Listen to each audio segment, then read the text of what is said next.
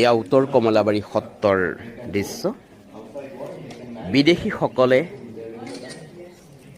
সত্ৰসমূহ চাবৰ কাৰণে বিদেশৰ পৰা দৌৰি আহিছে।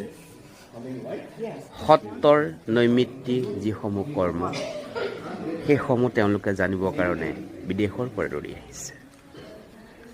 তেওঁলোকে সত্ৰৰ গায়ন বায়ন, বৰগীত, নাম প্ৰসংগসমূহ তেওঁলোকে দৰ্শন কৰে।